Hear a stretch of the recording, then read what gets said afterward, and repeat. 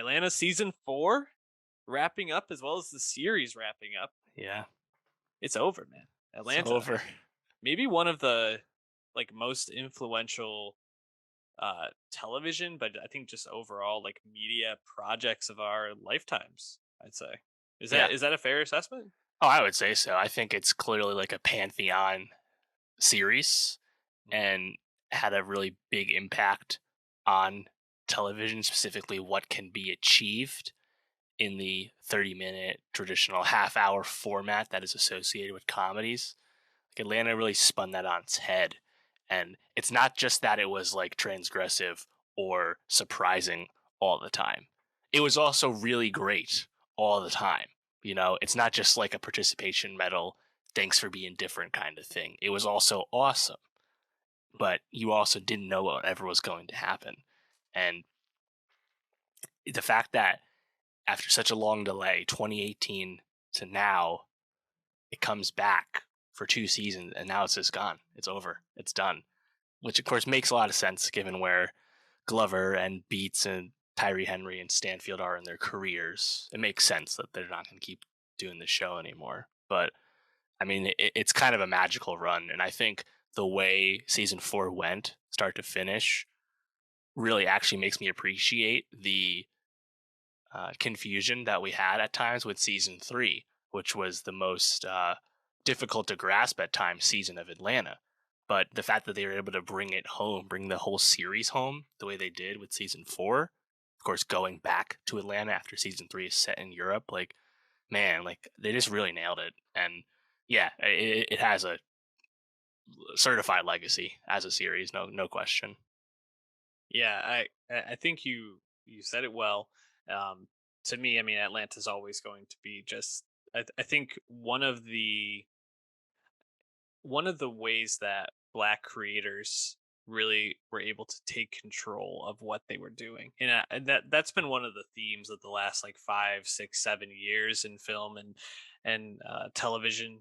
We have so many more talented black creators who are getting opportunity to do the work that they want to do. You think Hmm. about Barry Jenkins, Steve McQueen.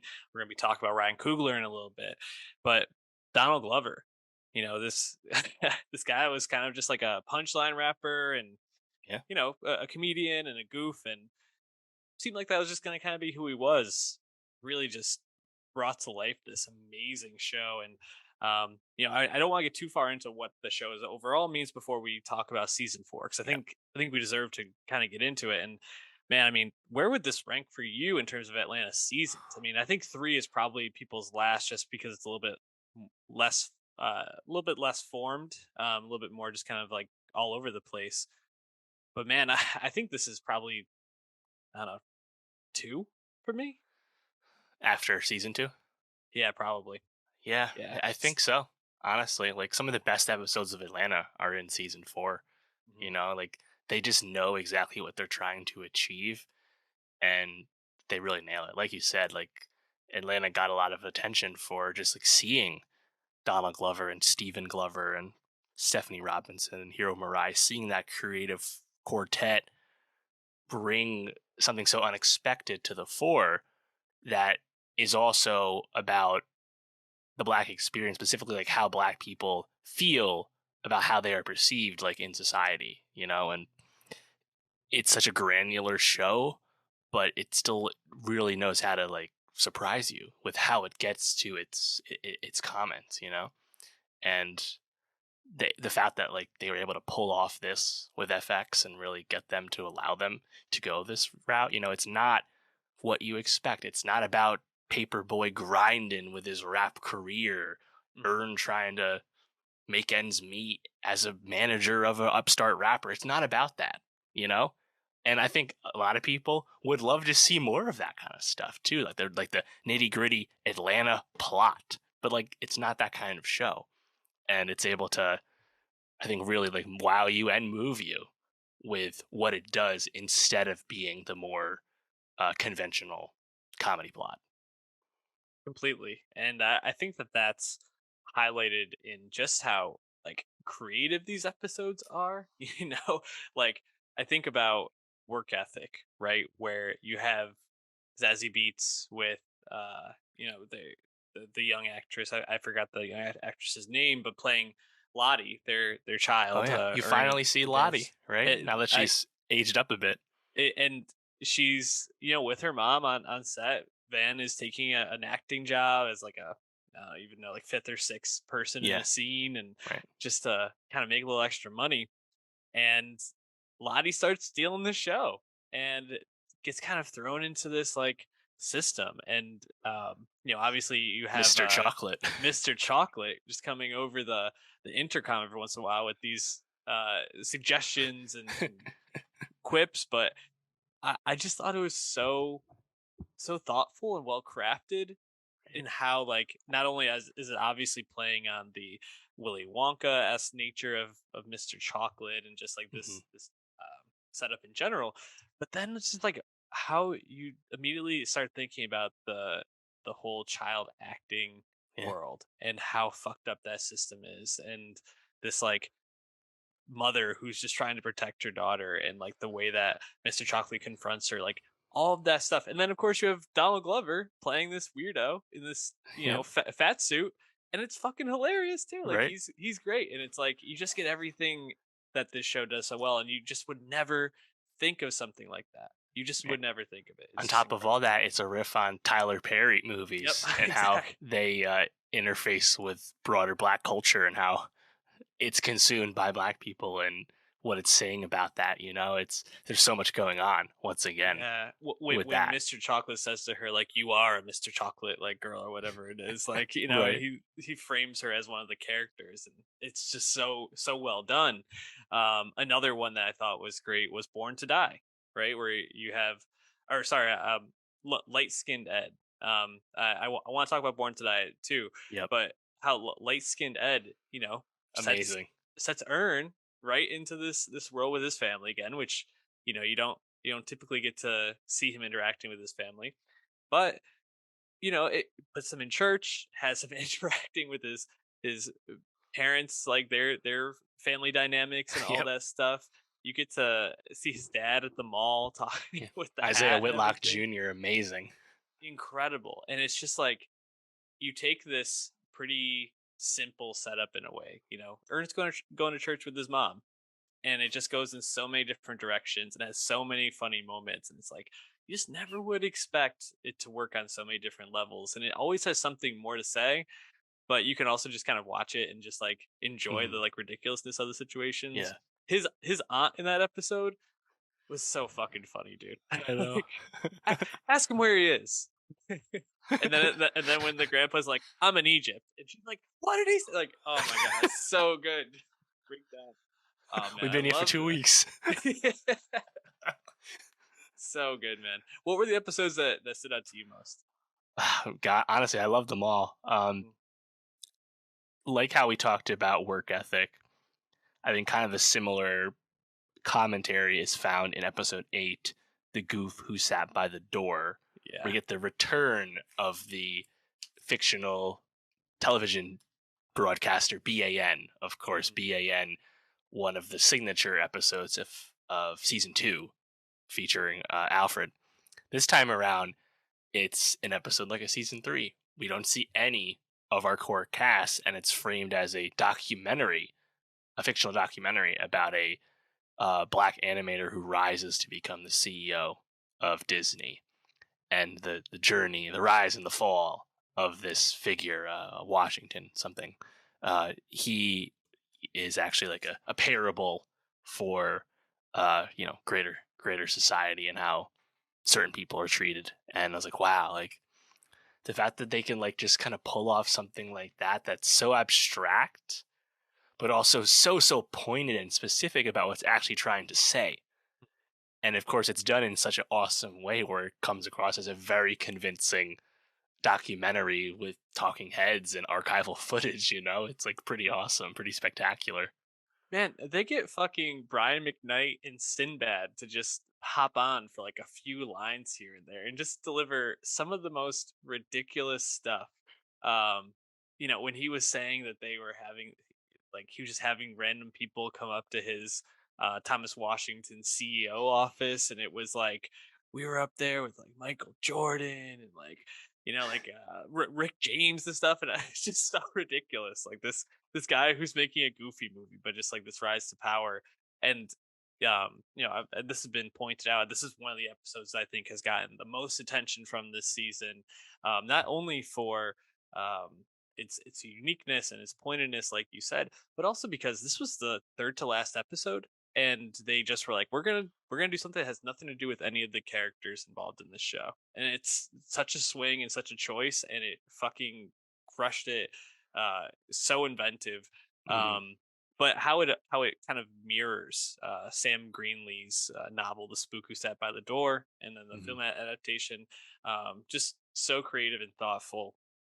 I thought that one was fantastic and so funny. Like it's just so ridiculous to see, but also the way that they talked about the Goofy movie and how that relates to the struggles of black people in America and black families. It's Yeah, Black really Fatherhood. thoughtful, Yeah. completely surprising.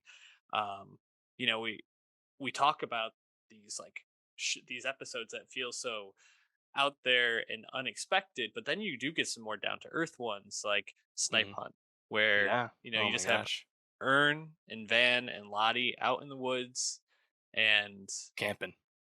yeah, camping, parenting, trying to figure out what their relationship is, what their life's gonna be.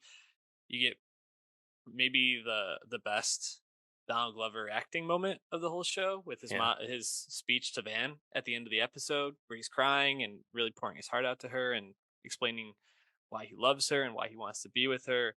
Thought that was completely moving. I thought him and Zazie Beach just completely Yeah. crushed this episode. Totally. And I feel like it's also a nice like callback or like bookend to I believe it was episode 2 where Ern goes to therapy and Mhm. is kind of like letting the audience in on a little bit of other aspects of Ern's life that obviously we haven't seen on screen because it's not that kind of show. But the things he's talking about and like opening up about, you kind of get that uh I won't say wrapped up, but you kind of get that answered in an episode like Snipe Hunt and even episode like episode like Snipe Hunt where he's like trying to go to LA and like Yeah, take the next step forward in his life, but he doesn't want to leave behind his daughter, and he wants to kind of reconcile with the mother of his daughter. I think it's really moving because you know who these characters are, and you've been with them for such a long time that it's kind of fulfilling to see that kind of narrative arc, come up and close. I think in that kind of manner. completely. And you get these narratives that run through the show, but even through the season, right? So you had the Crank That Killer in there So was just fucking six funny, man. episode. So hilarious. Just the overall like idea, but then like also incredibly like intense and action filled when with the shootout in the mall and everything. I thought that was fantastically The done. shoe man. Yes. But then how that that idea of the Crank That Killer leads Alfred Yeah. to get this safe farm, you Safe know, farm. Safe and farm is then there. that plays out in the penultimate episode with Yep. Andrew Waith at Alfred's world, and he's on the safe farm and literally having to crawl and scrape and kill a wild hog with his bare hands just to survive. And I thought it was not only a really well directed episode, Oh yeah. but you Gorgeous. obviously get Tyree Henry just completely showing out here. And I thought this episode was great, not only because you had the interactions between Paperboy and The shop owner. the shop owner, which were just like I mean You're gonna so buy it on Amazon, aren't you? it was That's so what saves his tense. life later. Amazon's Yeah, skillet. incredible. Just so good, but then also just the overall like themes of it I thought were really fascinating, especially for a penultimate episode and kind of following the like overall arc of Alfred as a character. I thought was great. Totally. It's also getting a nice nod to, I believe, season 2 again, where you have that one where Alfred's like walking in the woods and it's like calling back to like his family past. If I remember Hmm. right, like yeah, it was awesome. Um, episode like Crank That Killer, episode 3, Born to Die. Those both Yes. feel right at home as just like classic, like titular Atlanta episodes where you have the humor and out there level of comedy and humor that we associate with this show. In the case of Born to Die, it's kind of dueling banjos where you have Donald Glover on this like journey to find D'Angelo to bring him into his work, and his business. And on the same side, other side, you have Al perhaps grappling with his status as an aging rapper and then trying to fulfill himself by finding a aspiring YWA. white kid, a YWA, to be his was a white young avatar Yep. to get money via a white kid who's stealing the culture. God damn, that was so fucking good. So good. Fucking having Yodel Kid go that hard throughout the R.I.P. episode. Yodel Kid, man.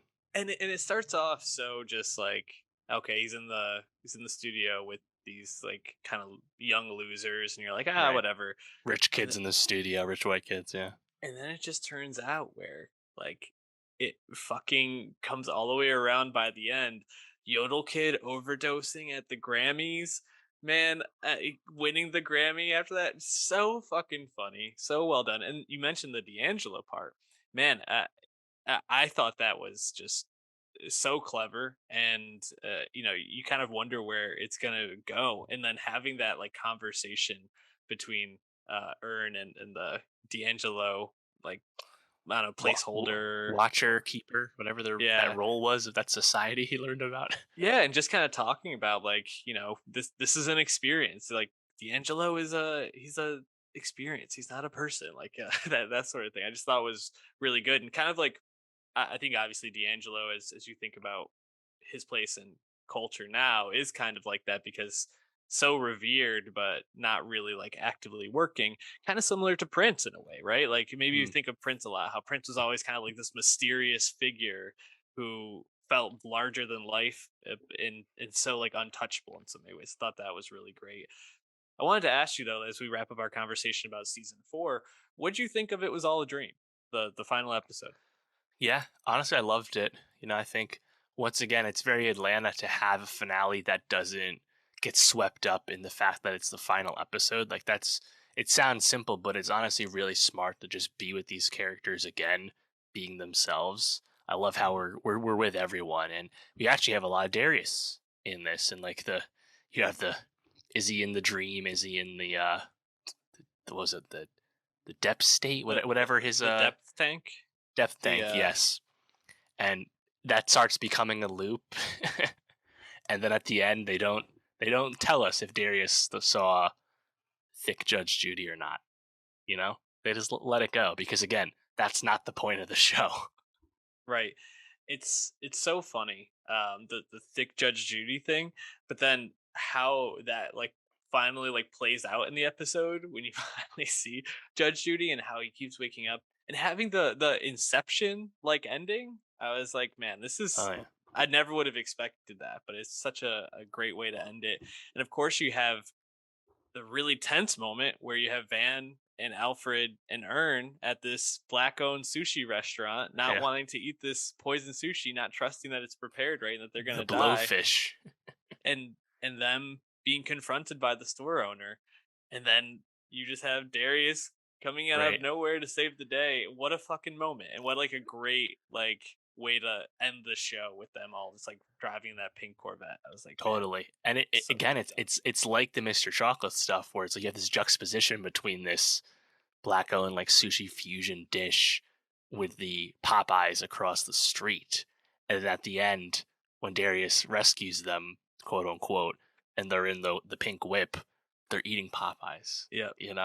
And like it's kind of an awesome microcosm for like Yep. everything we love about Atlanta as a show.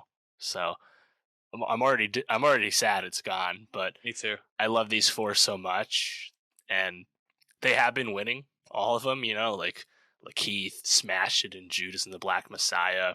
Brian Tyree Henry's been an amazing supporting character recently. Hmm. Donald Glover, we know he has carte blanche to make whatever he wants, so we're eagerly awaiting what that is. And Zazie as well has been a strong supporting role character recently too. So can't wait to see what's next for them. But also, how about Hiro Murai? He hasn't Oh been yeah, super active outside of this show. He's been up around here and there. Stephanie Robinson's been doing tons of stuff, of course, very involved in what we do in the shadows. She'll be a comedy force for a long time. But Hiro, who knows what's up his sleeve. I hope whatever it is, he's continues collaborating with Donald Glover because they seem to really have Right. something there creatively, which is great. Yeah, I mean those five, right? Donald Glover, Lakeith, Tyree, Zazie, Hero are and I guess Stephen Glover too, because he was so involved with the writing, and then Stephanie Robinson as well. So I guess those like six or seven are like the Yeah. ones that are going to be remembered for this show and just created this amazing thing. I wanted to ask you, like, what are the episodes do you think about Atlanta that you're always going to come back to? Teddy Perkins Yeah. immediately comes to mind. Gosh, though, there's just so many, and even like season three has some wild moments. Like the Hmm. stuff with Alexander Skarsgård comes to mind at the end there. The Amazing. stuff when they go to that rich person's home in Europe. Juneteenth. No, no, no. Juneteenth's Oh, obviously a sorry. Hall of Famer, but then in season three when they go to that Al goes to like the poker game. Remember Oh at the yeah, yeah yep. whatever that one's called. That one was great. Like I mean, season one, season two, like there's just so much shit. Hmm. Like Alligator Man and the stuff with The barber the stuff when shop, Champagne Poppy when they go to Drake's oh my house. god, yes, Dude, so good. Moneybag Shorty, like that. That's Darius' character. yeah, Oh my god, man. no, sorry, not Darius. Oh, what's his name? The guy who gives Earn credit cards that are skimmed. What's his name? Oh fuck, I He comes forgot. back in the beginning of season four. I know. Oh, man, I'm You know what I forgetting. mean. Yeah, yeah, yeah. Like Man, his stuff was great. There's just so much shit. Honestly, like there's so so much much to, shit. like there's so much to look back on about it. Like that's what I mean. Like the breadth that this show accomplished as a 30-minute comedy series is like just doesn't compare to anything else. Yeah, it's one of a kind, and I think as we talk about more shows that are going to be hits in the future, kind of in this vein, it's going to be one that we consistently are referencing back to as an influence and something that just totally reshapes television, hopefully, and creativity in this realm. So, man, like you said, sad to see it go. Um, who do you think is like the big winner from this? Because all like those four, their star has all completely propelled forward. Would you say it's Donald Glover, or do you think someone else might have come out more on top? It's a great question. I say it all the time. It's the best thing Donald Glover's ever done. Yep. But he had a lot of attention already. He had a lot of chances and opportunities, and Lakeith was in Yes. short term 12. He wasn't out of nowhere as an actor. I think Brian Tyree Henry is the biggest like riser Yeah. out of all of these because he really just ascended himself into like one of the greatest living actors off Hmm. the back of this show and is now seeing the roles across film as well, so he's probably like the biggest like winner from his personal life. But yeah, I mean, I guess like Donald probably rises above all else just because of his kind of unique place in the culture as a creative force that Hmm. came a long way from his early 2010s life as a aspiring rapper and community bit player, so you Yeah. probably should say Donald, but to me Tyree Henry is like this out of this world, like where he came from to getting to this level. Yeah. I think to that point, his biggest role was on Broadway in The Book of Mormon. To that, That's right. Yeah, so original cast, I believe. yeah, so he's for a screen completely. I'd say he's the biggest riser. Don Glover probably biggest winner, but Lakeith, I mean, man, uh, he's he's everywhere, and he's out of Yeah. all these characters, I'm trying to think if any of them have been solo stars in a movie the way that he was with Sorry to bother you. Sorry to That's a good Bother point. You, where Yeah. he just completely owned that, and that was a I thought really well done movie. So Yeah. Oscar nominated for Judas. yeah, we're not even talking about Zazie, who I think for black females acting right now is probably at the top of most people's lists of who they want Yeah. to get in their properties. So pretty cool. Although we are going to be talking about quite a few black actresses who are killing it right now as well in a second. So sad to see Atlanta go. Drop us your favorite episodes below if you're watching on YouTube.